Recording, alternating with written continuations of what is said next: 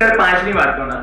Chapter 5 માંથી જૈવિક ક્રિયામાંથી મનુષ્યનું પાચન તંત્ર 100% પૂછાય. બરાબર, 2 માર્કમાં છેલ્લે 4 માર્કમાં તો આવે ને આવે. તો અહીંયા આપણે 2 માર્ક અને 4 માર્ક બંને બરાબર સોલ્વ કરી લેવાના છે. આખું સમજાઈ ગયું. પહેલા તો આકૃતિ દોરવાની. આકૃતિમાં બરાબર અહીંયાથી ચાલુ કરવાનું. નાસિકા છિદ્ર દેખાવું જોઈએ, મુખગૃહ દેખાવું જોઈએ, પછી અન્નનળી બરાબર, એની સાથે જઠર દેખાવું જોઈએ. જઠર ક્યાં આવે તો ઉરોડર પટલની નીચે બરાબર, એ દેખાવું જોઈએ. અને ઉરોડર પટલની નીચે સાથે કઈ બાજુ આ બાજુ સાઈડ બરાબર સમજ પડતી છે. એની સાથે ડાબી તરફ કયું છે બરાબર યકૃતની બાજુમાં પિત્તાશય દોરો બરાબર, એની આજુબાજુ બરાબર શું આવે સ્વાદુપિંડ સાથે બરાબર જઠર અને બરાબર પિત્તાશય અને યકૃતના રસો આમાં જાય નાના આંતરડામાં. અને નાના આંતરડાને બરાબર સૌથી લાંબુ આંતરડું છે એ પૂર્ણ થઈને બરાબર કોની સાથે જોડાય મોટું આંતરડુંમાંથી મળદ્વાર દ્વારા અને મળાશય દ્વારા અને મળાશયમાંથી મળદ્વાર બરાબર. હવે આપણે જઠર બરાબર પાચન અંગોના મુખ્ય ભાગ. તો પાચન અંગોના મુખ્ય કેટલા ભાગ તો 6 ભાગ.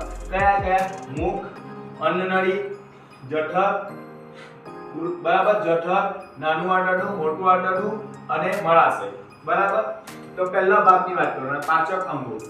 પહેલો ભાગ મુખ.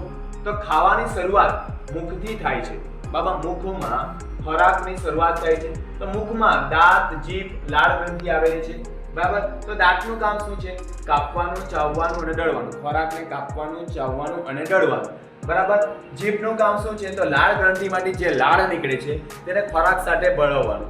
અને બરાબર ખોરાક સાથે ભળી જાય તો લાળ ગ્રંથિ ખોરાકને બરાબર એમાં કયો ઉત્સેચક હોય લાળ ગ્રંથિમાં? તો એમાઇલેઝ ઉત્સેચક. આ 1 માર્કમાં બી પૂછાય છે બરાબર, એટલે આપણે યાદ રાખવાનું. તો એમાઇલેઝનું કામ શું છે? તો ખોરાક એટલે કે કાર્બોદિત એટલે કે સ્ટાર્ચનું બરાબર માલ્ટોઝમાં કન્વર્ટ કરવાનું, એટલે માલ્ટોઝમાં રૂપાંતર કરવાનું. પછી એ ક્યાં જશે? અન્નનળીમાં. અન્નનળીમાં સ્નાયુબદ્ધ બરાબર સંકોચનથી ખોરાક અગાડી વધે છે બરાબર. આપણે જોઈ લો કે કાષ્ટીની બનેલી હોય એટલે ખોરાક કેવી રીતે સંકોચાય, ફૂલે બરાબર, એ રીતે ધીરે ધીરે ખોરાક નીચે આવે અને ખોરાકનું વહન કરે એટલે એને અન્નનળી કહેવાય. પછી આવે જઠર. જઠર એટલે કે પાચન માર્ગનો સૌથી પહોળો માર્ગ એટલે જઠર. તો જઠરમાં 3 નલિકામય ગ્રંથિ આવેલી. કેટલી? તો કઈ તો એસસીએલ યુક્ત બરાબર, પછી શ્લેષ્મ ગ્રંથિ અને પેપ્સિન સંયોજનમાં. તો એસસીએલ નું કામ શું છે? એસસીએલ નો અંતઃસ્રાવ સ્રાવિત કરવાનું બરાબર. એસસીએલ એસિડ બરાબર, એ શું કરે? ખોરાકને એસિડમય કરે. પછી શ્લેષ્મ નામની ગ્રંથિ એ શું કરે છે? તો શ્લેષ્મ નામની ગ્રંથિ એસસીએલ થી જઠરનું રક્ષણ કરે, કારણ કે એસસીએલ એસિડ બરાબર આટલો હેવી એસિડ તો એના બરાબર જઠરનું રક્ષણ કોણ કરે? શ્લેષ્મ. પછી આવે પેપ્સિજોનક. પેપ્સિજોનકમાંથી આવે પેપ્સિન. પેપ્સિન શું કરે? પ્રોટીનના તોડવાનું અને નાના ટુકડા કરવાનું કામ કરે છે બરાબર. અને પછી ક્યાં જાય ખોરાક? નાનું આંતરડુંમાં. નાનું આંતરડું એટલે સૌથી લાંબુ આંતરડું બરાબર, 7.5 મીટર બરાબર.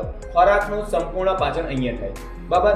એની અંદર શું હોય છે? નાના પ્રવોધો હોય છે જે ખોરાકનું શોષણ કરે. પણ એની અંદર જ્યારે ખોરાક દાખલ થાય છે એ પહેલા 2 ગ્રંથિ એની સાથે જોડાયેલી છે. કઈ? યકૃત ગ્રંથિ અને સ્વાદુપિંડ ગ્રંથિ બરાબર.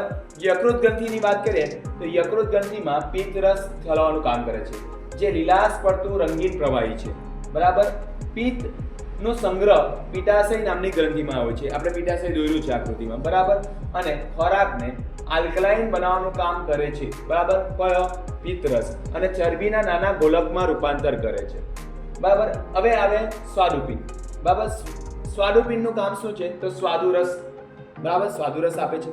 સ્વાદુરસમાં કયા ઉત્સેચકો રહેલા? તો સ્વાદુરસમાં 3 ઉત્સેચક, એમાઇલેઝ, ટ્રિપ્સિન અને લાઇપેઝ. તો એમાઇલેઝનું કામ શું છે? તો સ્ટાર્ચનું પાચન કરવાનું, ટ્રિપ્સિનનું પ્રોટીનનું પાચન કરવાનું, લાઇપેઝનું ચરબીનું. હવે વાત કરીએ તો એમાઇલેઝ એ કાર્બોહાઈડ્રેટનું ગ્લુકોઝમાં રૂપાંતર કરે છે, તેમજ પ્રોટીનનું બરાબર એમિનો એસિડ એટલે પ્રોટીનનું ટ્રિપ્સિન શું કરશે?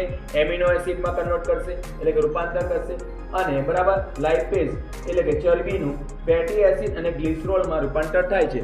અને આ 3 રૂપાંતર થઈને બરાબર નાના પ્રવોધો એને શોષી લે છે અને આપણા લોહીમાં અને આપણા શરીરમાં જરૂરી અંગોમાં પહોંચાડે છે. તેથી આપણે શક્તિ મળે છે, એના જેથી આપણે શ્વસન અને આપણી દૈનિક ક્રિયાઓ કરી શકીએ છીએ.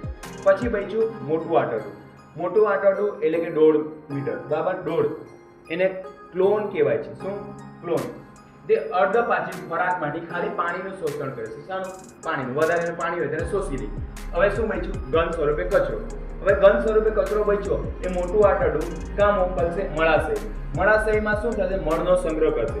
મળનો સંગ્રહ થાય પછી વધી જાય તો મળ દ્વાર દ્વારા એ બહાર નીકળે છે. આ રીતે આપણે પાચન તંત્રના દરેક ભાગ સમજ્યા, દરેક ભાગનું બરાબર વ્યવસ્થિત સમજૂતી લીધી. તો દરેક ભાગ માટે 1 માર્કના ટૂંકા આપી સવાલ છે બરાબર. અને અહીંયા મોટો સવાલ હોય તો પણ આપણે બધું લખી શકીએ છીએ.